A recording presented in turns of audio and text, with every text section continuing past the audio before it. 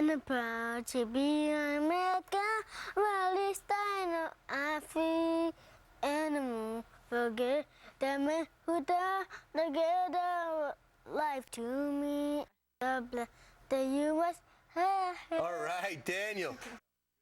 Cut that off. All right, that was Brian Kilmeade on the Fox and Friends couch with our guest this morning at Fox News was Daniel Mitchell, and then his mom, Luz Losado. She brought him in, and so he is a kindergartner, and he spent months in the kindergarten class, and they were learning Lee Greenwood's "God Bless the USA," and the idea was for their, what do they call it? Their like moving up ceremony, which is a topic for another day.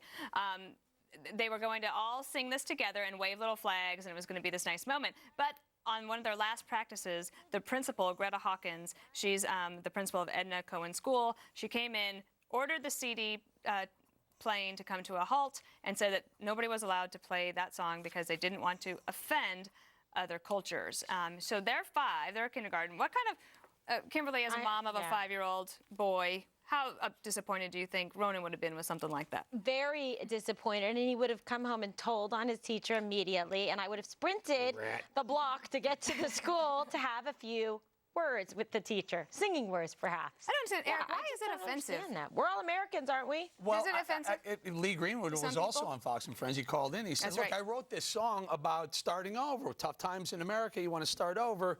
There's nothing offensive. There shouldn't be anything offensive about it. But he speculated that maybe because this principal was a Jehovah's Witness, and maybe she misunderstood the line in the song that he wrote. She's been in trouble a lot, this woman. She's been under, even the teachers union took her on. So I think the calling and the culture, and the interesting thing about it is the people who came to the defense of it were people from other cultures who came and said, our kids ought to be able to sing this. My problem with it, frankly, is that it really has become sort of the theme song for the Republican Party, but that wasn't what she was talking about. She was talking about cultures, and it was just off base, wrong, you know. And she's also made some racial comments that I think are really tough. It's indoctrination. Yeah, she's kind of tough to swallow. But the other thing she said, though, was that Justin Bieber's song "Baby," which Greg plays on his iPad over and over and over again on your walk to work here, that was an appropriate song to sing. You know, you can say what you want about Justin Bieber, but he is an American hero. Call me Justin. First of all, look, here's the thing. He's a Canadian. The whole point, he's an American in my life. Okay. I'm sorry. They said they didn't want to offend other cultures. What other cultures would be offended by a song about America? I'm only going to think of maybe Iran, perhaps Belgium. I don't know.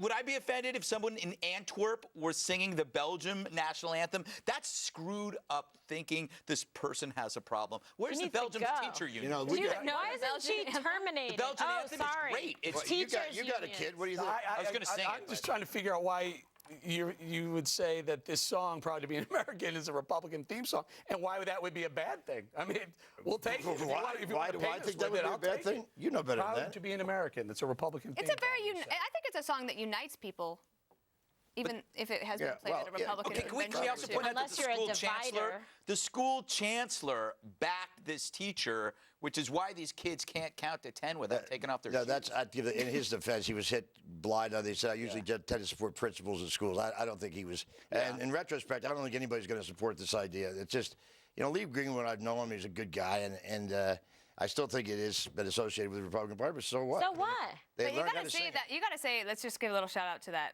young guy, right? The 5-year-old, because to sing anywhere outside of the shower is a difficult thing. You know, I don't even sing in the shower. No, our high school graduating class. I recite my ideas and talking points. Did you say it was terrible?